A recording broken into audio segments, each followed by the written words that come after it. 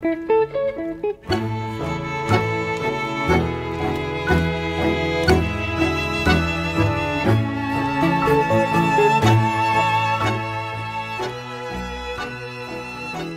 friends. Welcome back to yet another episode of the Tango Banter. I am Yelizaveta, here to spend the next little bit with you and chat about all things tango, what is required to continue dancing this wonderful dance successfully, the lifestyle, the mindset, and the musicality. I'm going to now take just a few minutes of your time to tell you about my upcoming musicality training. The musicality training is going to run from October 4th to November 15th. I am terrible with dates, so I have to look over on the other screen to make sure I have the right dates. Now, of all the things that we really need as dancers, and of all the things that we have access to in terms of our learning of tango, musicality is definitely lacking. We don't have a lot of access to kind of a good standardized curriculum for tango musicality. I'll tell you, I was dancing probably for about 5 or 6 years. And at that point, I took my first musicality workshop. And I remember that at this stage of my dancing, I did not understand what a tango orchestra was, who D'Arienzo or Di Sarli were, and are those actual people? Like, I was clueless.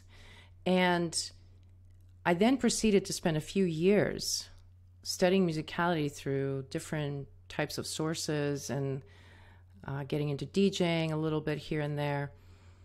And whenever I talk to people who travel to the States, and I guess I should say the West Coast, because a lot of these people that I am talking about came to the West Coast, and they would make comments about the community here.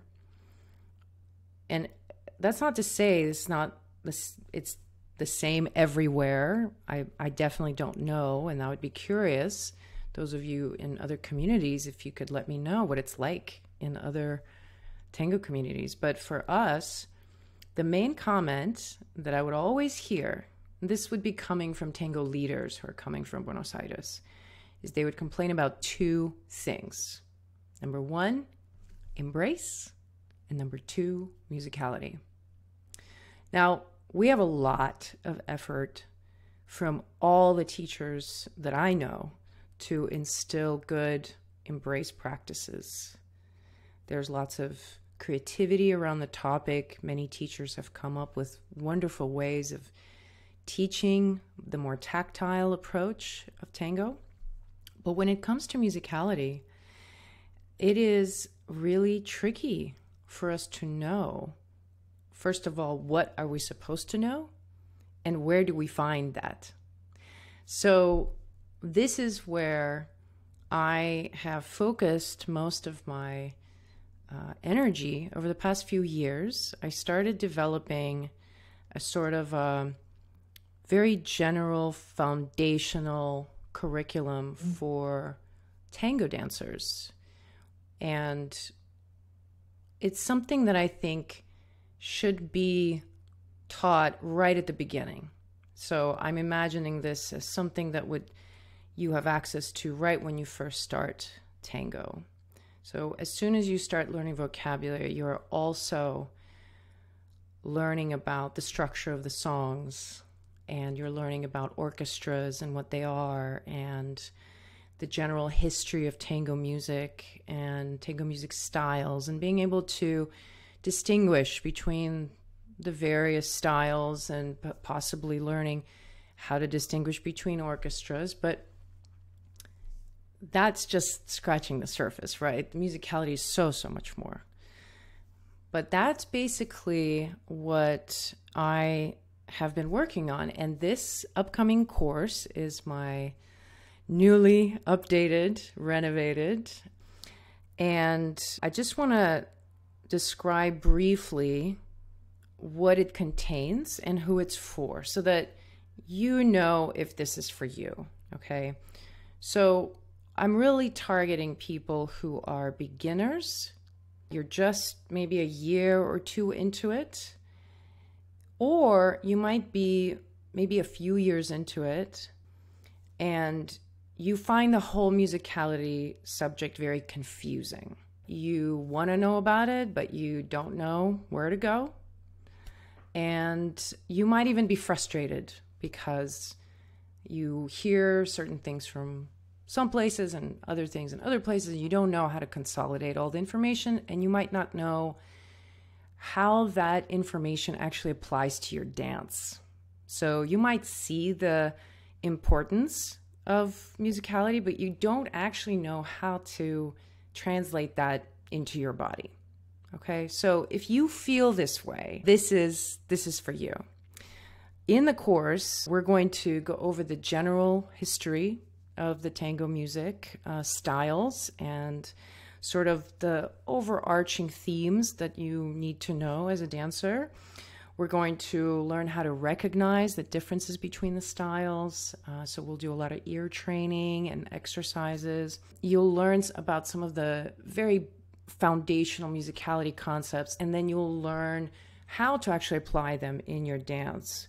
Now, we are going to do movement. We're going to move. We're going to practice different combinations of steps, but you don't need a partner. This is not a partner class. It's specifically designed to be online and to be virtually accessible from anywhere, okay? This is for both leaders and followers, and I would highly encourage all followers to consider taking this course because I find that it's more common for followers to be in the dark about music. That was the case for me.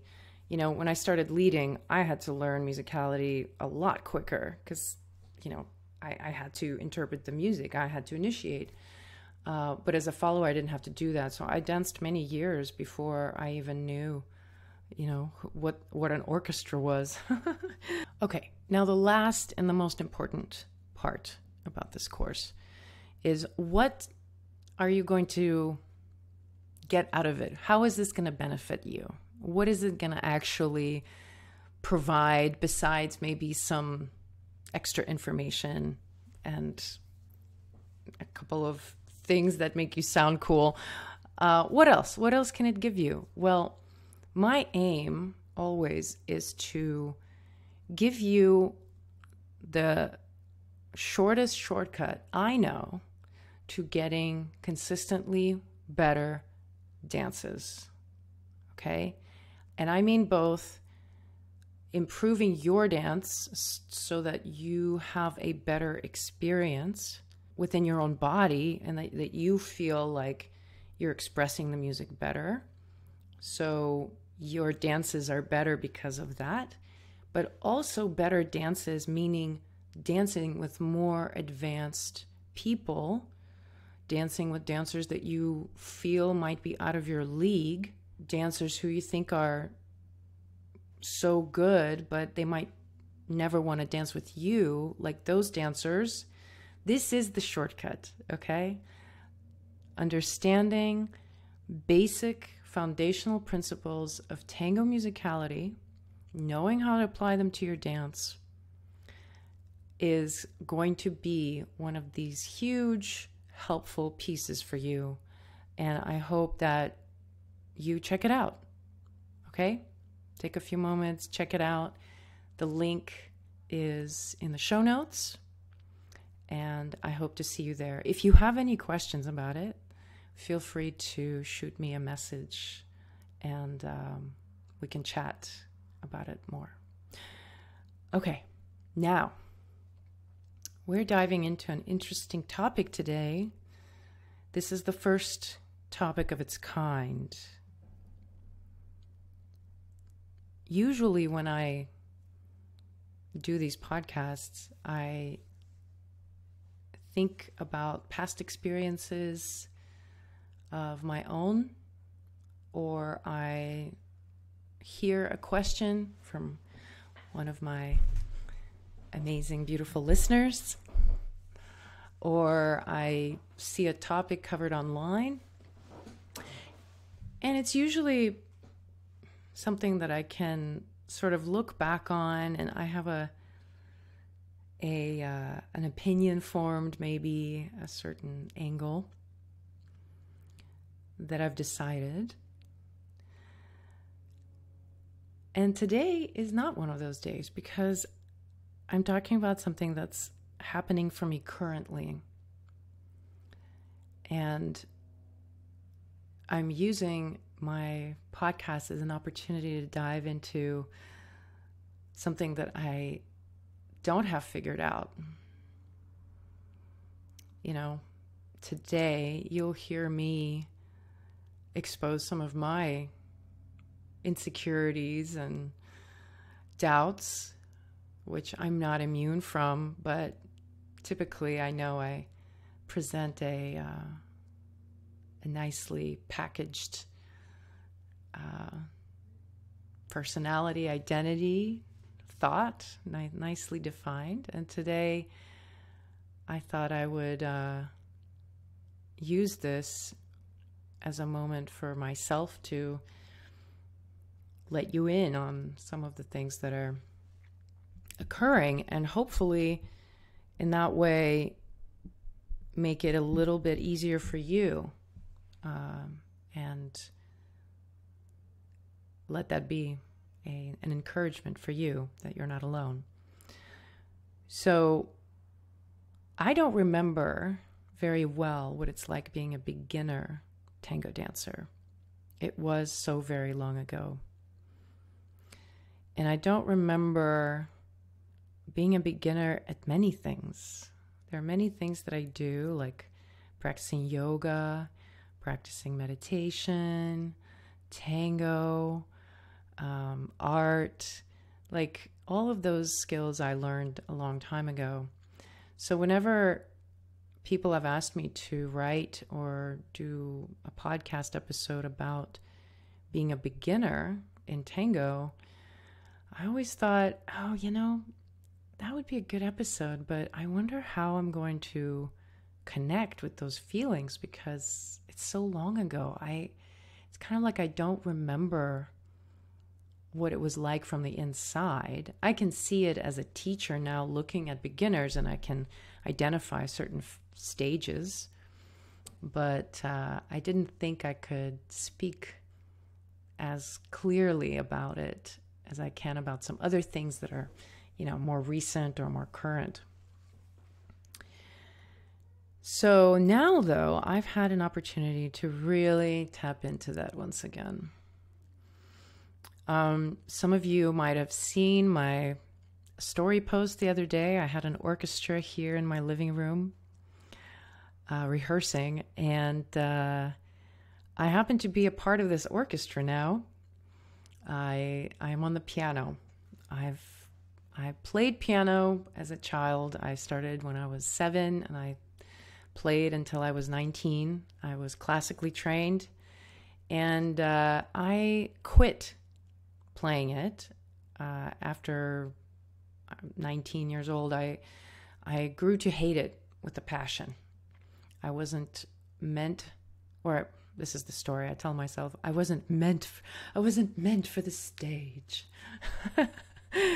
Being classically trained, you're expected to do recitals where you come on stage in front of an audience and perform. And the 2 times that I did it, I was surprised I survived. I mean, to say it was an out-of-body experience is to say it lightly. I remember sitting the very last performance I ever did as a classical pianist. I remember sitting there next to my mother, waiting for my turn, praying that there would be a natural disaster. Like, could just some earthquake happen, or a tornado, or a hailstorm, like, at least. It was ridiculous how stressed out I was. And I remember going on stage, and I remember just being outside of my body, kind of watching my hands move. And the terror was real. And that was my last performance. And I believe I performed Clair de Lune by Debussy. And still to this day, I can't really play that piece. I have a hard time even hearing it. That was my experience with piano. That was the end of my history with it for a while. And so I didn't play for a long time. And only in the last 5 years or so, I've gotten back into playing, and I, do it here and there. And it's all been kind of casual. And so the other day, I was talking to a friend of mine who announced or shared with me his idea of starting a local orchestra here in Los Angeles. And this was at the Milonga, and I was just like, oh my God, you should totally do it. You should totally do it. It's going to be so great. And just in my typical bubbly way, I was like, and I play the piano. I could totally do it. And so that was basically my audition, I guess. He did ask me some questions, and I did tell him about my experience. So I pitched myself and got the gig for the first time in my life. It seems like rejection is the normal way of things, and this just kind of happened. So I was excited for at least a bit, but then there was this rehearsal in my house, and I was there. I was at the beginning, because guess what? Yes, I know classical piano, but playing tango music is just different, okay? It's very different, at least in the way I feel it. And so here I was, feeling all of those emotions and all of the turmoil that, I was sitting there dumbfounded, because thankfully we had another pianist who was there, and she's wonderful. And we had the two pianos side by side, and I had practiced the two pieces, but, very, very mildly, I just barely knew how to read it, and here they were, performing at full speed, and I'm sitting next to her, and I'm watching everybody around me play, and we have somebody there who's conducting us. I was out of my body. I was like in that moment at the recital. I felt like all the blood just kind of left my body, and there was this voice in my head that was just like, just put your hand on the piano and just kind of like move it around. I couldn't. I felt such frustration and anger and confusion and fear. And somehow, maybe because I'm obsessed with doing this podcast, my resident podcaster inside my head goes, oh, this is good. This is good. This is it. This is the beginner. This is that feeling of beginner, So I thought I would use this as an opportunity to kind of list out exactly what happens at the beginning for us. I don't think these are going to be very unique. I think most of you will relate to them. And I just want to call them out, because sometimes just calling it out makes it better. I frequently think about this fairy tale, the Rumpelstiltskin. It's so hard to say. Rumpelstiltskin. If you've ever heard this fairy tale, Rumpelstiltskin, Stiltskin, I don't know if I'm saying it right. He's the bad guy of the fairy tale, steals the little prince, and the princess has to reclaim her son. And the trick is, the demon says to her, "I will give you your son back if you guess my name." And so the whole fairy tale is about how the heck is she gonna guess his name with a name like that, right? But then of course she does. But the moral of the story is that the naming of the demon, the monster, is the solution. So this is the way I hope this podcast might be helpful and encouraging to those of you who are new at tango, or maybe you're not new in terms of your timeline. You've been dancing for a while, but you still feel new in terms of, tango feeling very overwhelming and confusing and conflicting. So let's see what you think. So the first thing that I was aware of, the first feeling, I'm gonna call it the fish out of water feeling. Okay, when we begin something, and it's that feeling when you come in and everybody else knows what they're doing, and there's this like secret language, even there's mannerisms and etiquette that if you're inside of the group, but you're the outsider, and your skill set or what you know is perhaps not applicable, and so there's this fish out of water feeling that can be really stressful. And I think that that's probably the very first barrier that most people feel about going to a social dance, right?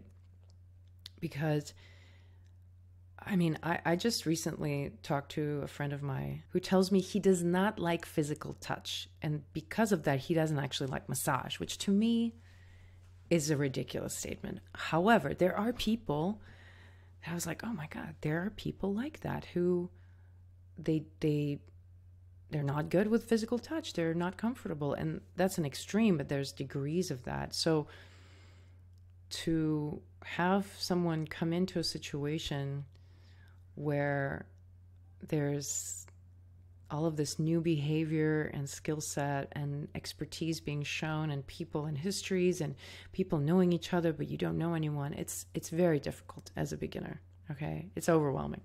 Sends you into the bathroom with a panic attack, okay? I've talked about that before. Now, after you get that feeling, the next feeling that came to me, I had to write this down, okay? I'm calling it the "you're not the hot stuff you thought you were" feeling. So let me explain. As I was describing, I told my friend, like, yeah, I really want to, I want to be in a tango orchestra. I've been thinking about this for years. And I've had this on my mind, like, oh, that'll be so great. Tango is so much easier to play than classical music. Yeah, how did I say that? I don't understand. Much easier to play than classical music. So this is going to be easy for you, okay? This is not going to be that difficult, all right? You already know it. So I think this is a necessary dopamine rush that we need to experience to actually give ourselves the courage to do something new, right? But once you're in it, suddenly there's this, oh, never mind. I'm not as whatever as I thought I was. And it really makes you kind of cringe inside. It's a huge blow to the ego. It feels insulting, It feels insulting, and you want to feel like a victim. I shouldn't say you. I when I feel that feeling, it's like I want to feel like a victim. That how would I feel as a victim in this situation? I could be like, well, I didn't have enough time to practice, and they're playing it so much faster than I practice, and I didn't have enough time, and they didn't tell me, and this is really their fault, and whatever, right? Because you're trying to escape the feeling that you're like, oh, like I am totally unprepared. Okay. The ego does not like feeling that, especially when it did so much to get you in the door. Okay. So that is the next phase. So if you feel that, you might have danced before, right? There's a lot of dancers who come into tango who did ballet, or ballroom, a lot of ballroom dancers coming in. And it's a huge blow to their ego not to be able to do what seems to be very simple movements compared to a lot of their really technical stuff that they've done. This seems to be like it should work just fine. But yeah, it's... And there's so much background there, right? Like you have all this background, and it's like, wow, I'm not as cool as I thought I was. I thought I could do this thing, but I'm actually crap. So yes, that's the next feeling. Now, once you kind of face the reality and you kind of like, yeah, I'm really not as cool as I thought I was. The next phase is kind of tough. The next one, because it just kind of goes hand in hand. Because as you realize you don't really have what it takes, then there's this feeling of hopelessness. Like, oh my God, there's no way. There's no way I'm going to learn this. This is so beyond me. I will never be able to learn this. I can't even fathom. This is too much. I don't have what it takes. The list goes on. It's just like this overwhelm, like, this is not going to happen, okay? Everybody else has some different gene, okay? They had better parenting. They don't have a language barrier. They have better brains than I do. Basically, there is just no hope for me here, okay? It's way too complicated. So that feeling then is this stage where you kind of like can leave your body, right? At that point, you kind of like, you might not leave the room, but you'll be like, okay, I'm just going to wait it out. Okay. I don't have to ever do this again. I'm just going to act polite, but this is obviously not for me. And I'm just going to wait until the end and see, how I can never speak to anyone about this. So there's also some, like, this heavy, dark feeling, of really just wanting to, if you could just like turn it off, if you could just go and have a snack and watch something on TikTok and just kind of get your mind off of it, that kind of feeling. It feels really dark, and it's all there. It's all part of the process. It's all happening. So that's how I felt. I went and snacked a lot. I just would go into the kitchen and get a snack, and then I'd go to the bathroom a couple of times just to kind of break up the energy. So yeah, that's what I did. You might do something similar. You might retreat into a corner. I've done that. Just kind of go sit in the corner somewhere. go talk to some people or not talk, but just kind of disconnect, from the pursuit, because it's like, oh, this is hopeless. I'm not gonna get it. The next one goes a little darker than that. Okay, as I'm reading these, I mean, I hope that I'm the only person that goes through all of this. But I have a suspicion on some levels we'll experience it, because these are kind of tough things to feel. They're difficult things to admit to as I'm reading them, and they're difficult things to say out loud, just to yourself. I am the dumbest person in the world feeling. Oh my God, that's a hard one to deal with, right? That feeling like this is Chinese to me. I must be completely stupid, and I don't have the ability to process this information. I am an outdated 1998 PC that cannot understand the current software. Like that's what it feels like. It really feels that not only is it hopeless, but that there's like a defect with me, like that something's missing. And it's a really difficult feeling to feel and to survive. Because when it hits, it's like, well, what do you do now? How do you get out of it? Like you can feel really depressed, and you can really give up, and it can impact other places in your life. So if you feel this way in one place in your life, it can really impact all the other areas, and it's something you can kind of obsess over. I just watched or rewatched the movie Soul. If you've never seen it, I highly recommend it. It's amazing.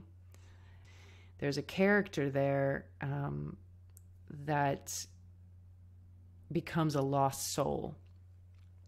And a lost soul is someone who kind of gets fixated on a negative thought or some sort of negative energy inside of them, and then they just kind of like obsess over it, and then they kind of lose touch with reality. And at the end of the film, one of the main characters is experiencing this and just repeating to themselves, oh, I'm not enough, I'm not enough, I'm not enough, like that mantra, right? Like inside your head. And it was such a powerful image, because to me, this is what this feeling is like when we experience that there's something fundamentally wrong with us, and there's no way, right? There's no possibility that we can understand it. And so the final feeling, number 5, which is kind of the feeling of like, okay, so what does this all mean? I'm calling it I'm gonna definitely fail at this feeling. Right? Like I'm gonna fail. Like I am genuinely 100% gonna fail at this. And I know that some of you are like, well, so what? Fail. Go ahead. Nothing's gonna happen. And that's true. That's the higher truth. When we fail, like if I fail at this thing that I'm trying, playing tango music, like what is that gonna mean? Ultimately, probably nothing. What I'm gonna make it mean is something, right? But I think the bigger feeling of fear around failure is being thrown out or excluded, right? So it's like, if I fail to perform at the level that I expect that I need to perform, I'm not going to be part of this orchestra. You know, if you as a beginner in tango fail to do certain movements right, you're not going to get the dances you want. You are not going to be included. You're not going to be part of the community. You're not going to be invited. You know, that's a lot. So the fear of failure kind of, brings with it all of these things, right? That kind of, spread out in other contexts. So that's basically what I've experienced as a beginner once again. And I know I experienced all of this when I was learning tango. I experienced it when I was learning yoga, meditation. And there's always this thing that happens to me, okay? This happens to me every time. Or I should say, has happened to me every time. It happened with yoga, happened with tango, happened with meditation, is usually there's crying involved. Like, I feel this and I cry. I cry at the fact that I can't figure it out. I mean, I remember the first time I got on my mat as a yoga teacher, because I started teaching yoga. And one of the things that I was told as a young yoga teacher was that you need to have your own daily practice. And, it sounds so basic to me, but at the time it was actually very hard to transition from doing yoga in a class to doing yoga at home, because suddenly I had to know what to do next. And that was very scary. And I remember the first time I got down on my mat, I cried for the same exact reason. I cried because I didn't know the poses and I was doing it all wrong and I don't know anything and there's no way I can figure it out. The same thing happened when I sat down for meditation at my house by myself, not in a group meditation because I was already doing that, but sitting down at my house to meditate. Again, same feelings, same crying, So it feels, that's my process, and I realize that everybody's a little different. So people deal differently with these stressors, but maybe there's some overlap. Again, I would love to hear your experiences with being a beginner. So being a beginner sucks, okay? It just sucks. I've never enjoyed it, and I doubt I will start enjoying it, seeing how it's going. The reason why it sucks is because it brings up all of these feelings, that we have to confront. And again, a lot of people don't even go there, right? Most people will stop at the first one, fish out of water, and they're out. Like, never mind, right? So a lot of people don't actively pursue these feelings. So what do we do? What do we do when we feel like this, when we're experiencing the fish out of water, or you're not as good as you thought you were, or this is hopeless, it's so beyond you, or you're the dumbest person in the world for not understanding this, okay? Everybody else knows this and not you, and you're definitely going to fail. Absolutely, failure, 100%, right? Like, all of these things are going through your head, or maybe one of them, maybe 12, maybe more. What do you do? What do you do in response to that? Well, you just keep doing the thing anyway, okay? That's what you do. You just find a way to keep doing it. That's the only thing I have found. As many things as I've learned, I've never been able to short circuit this phase, right? I like even now with all of my inner emotional tools and resources that I've gained over the years and the wisdom. I mean, I'm like laid bare by the sheer monstrosity of the feelings, right? Like, oh my God, who am I? Who am I to stand in the way of such intense emotion, right? So that's just going to be part of being a beginner. And the only thing that you can possibly do is just to continue to do the thing anyway. Even though it feels like crap and you don't want to do it, you just continue doing it. And I'll tell you, that's what I'm doing with this piano thing. I am due for a rehearsal within days, and I absolutely think I'm going to fail. And daily, I sit at my piano for multiple hours at a time. And a lot of that time is spent cursing, growling, screaming, and crying. Okay? Like that's just I'm doing that. And I'm hoping that, you know, I think I bring to piano some baggage. And it's like, you know, I've started many things, I've learned many things, but I've also quit many things. So I quit piano at some point, I've quit yoga, and I've quit tango. So I'm coming back into piano now after, 20-year hiatus.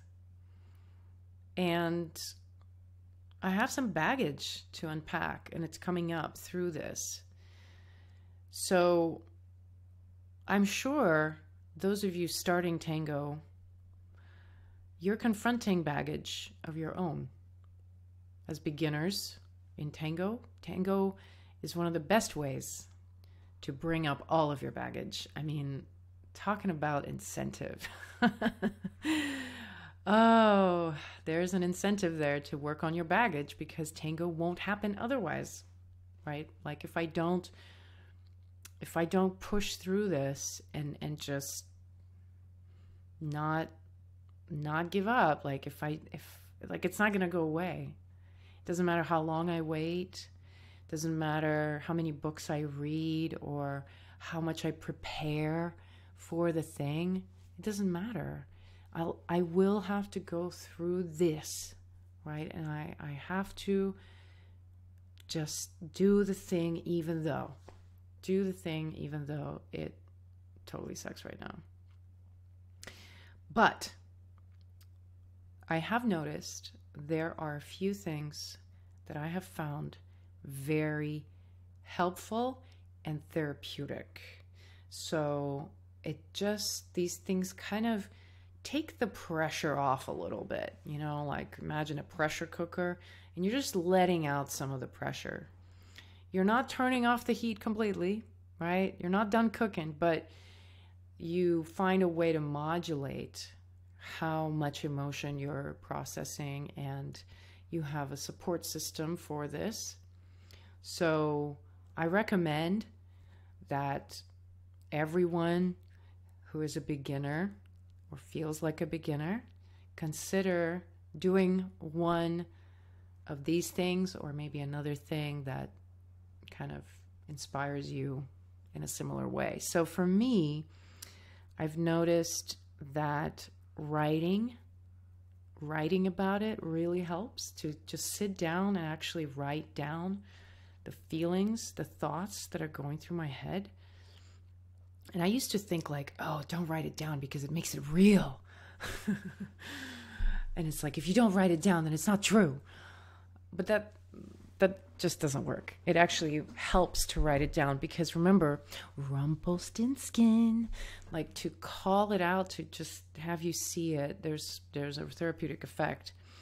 And to that extent, talking about it, so if you're a beginner and you're finding your way in the community and you feel out of place and you're experiencing all these emotions and you're confused and frustrated, find someone to talk to, okay? And that can be a good part of the process anyway, because you kind of need to do that anyway. You need to form bonds with other people. They're going to be the ones helping you to come into the community. So it's okay to right away allow yourself to be vulnerable and just talk to someone. Share with them your frustrations. And, to that end, if you are the receiver of someone's woes, the last thing you want to do, so please don't do this, okay? Don't do this. The last thing you want to do is say, oh my God, but you're so amazing. You're so amazing. You're so talented. You're going to be so great at it. Oh, you're so great. Oh, don't be scared. Oh, it's going to be fine. Everything's going to be great. I tell you, that is one reason why I don't openly talk about it, because I don't want to hear that, And I mean, I really appreciate when you have somebody good to talk to. I was at a Milonga last Friday, and I was talking to my friend across the table, and she, I trust her. I trust her. So I was open with her, and I said it with a smile on my face. I'm like, I hate it. I hate it. I want to quit right now. Like, I want to call this guy and tell him I'm out, right? And, she looked at me and she says, good. It's good that you're feeling that. It's good for you, and I appreciate that. I appreciate that tremendously. Because whereas part of me wants to feel like a victim, of course, and wants to hear that, oh, poor you, what's going to get me through it is somebody normalizing the fact that I feel that way, not making a bigger deal out of it, just saying like, yeah, it sucks, So if you're receiving that kind of information, if somebody's, telling you that they're frustrated, I recommend don't try to fix it. Don't try to talk them out of it. Let them just say it. And maybe the thing to do is to share your own experience, to share what you've experienced as a beginner. I think that is really all you have to do. You don't have to change how they feel. What else? I would say talking, even if not to a person, is nice as well. Like, talk to your cat. I've done that. Sometimes I just talk into thin air. I've used to have a regular practice of taking baths and, putting on some nice meditative music, lighting candles, and talking by myself into the void, Sometimes I've actually used this also for talking with people if I don't actually want to talk to the person, but I kind of want to talk to the person, I can just like imagine I'm talking to them. And then I tell them everything I think of them, okay? And then after that, I don't really need to talk to them for real, It's a good strategy also for if you're really mad at someone. Man, I have all these strategies. Maybe I should do another episode just on that. If you're really mad at someone and you just want to really give them a piece of your mind, so you sit down and you're going to write that text message. And it's going to be vicious, okay? What you want to do first is write it in your notes, okay? And you just let it rip, okay? You just go for it in the most crass and ugly words you can think of, okay? Give yourself that permission. And what happens for me after I'm done, I'm like, ugh, I'm exhausted. I'm just going to go have a cup of coffee. Like, you kind of lose the willpower to send it. And I have avoided many a number of conflicts and fights with my significant others that way. So it's a freebie. You can try it out.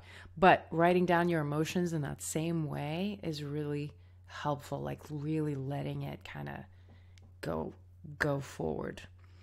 And then lastly, move. Okay?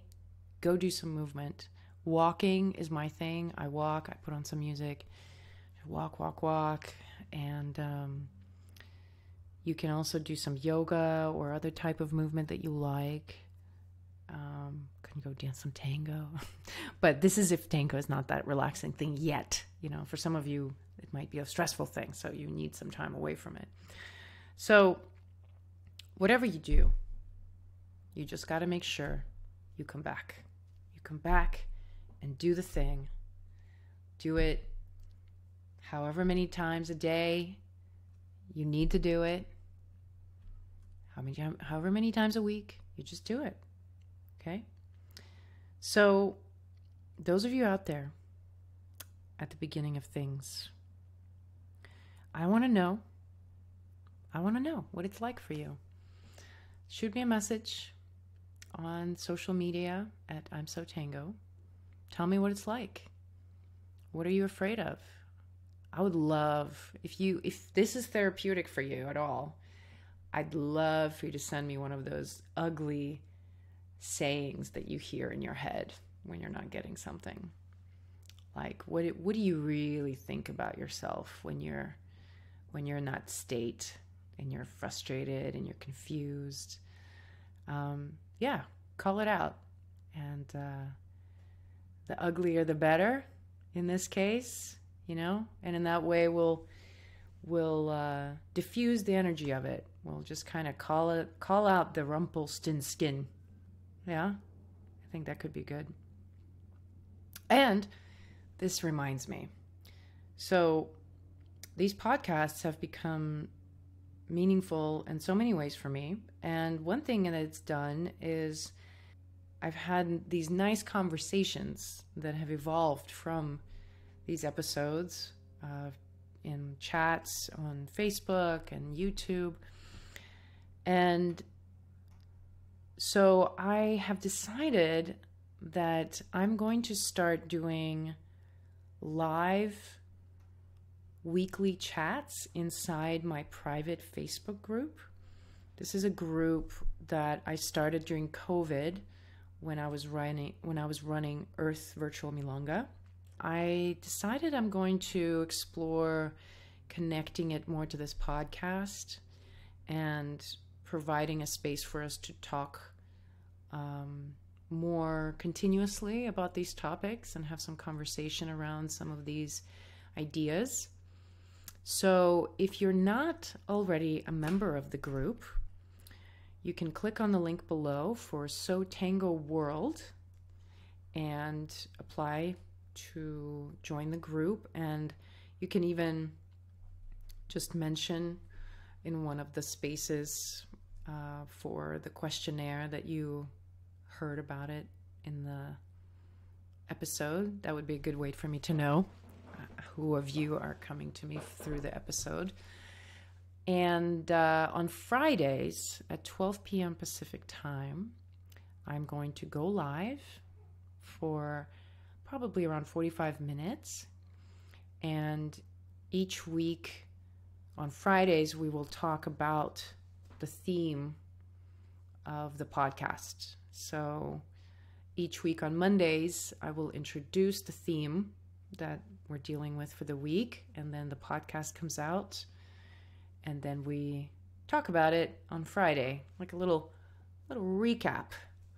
And this can be also an opportunity for you to ask me questions about the musicality training, so I can talk more about that. And I hope you join me this Friday, and we can talk more about being a beginner. I can update you on how I'm doing. That's a good way of sticking to something, you announce it to the whole world that you're doing it. And now everyone is keeping you accountable, right? Now, how can I ever come back to you and say, oh, I'm not doing it, right? No, I have to do it. So there we go. All right, my loves. It was a long one today. Thanks for being here with me the whole way. I really appreciate it. I hope I see you soon. Ciao.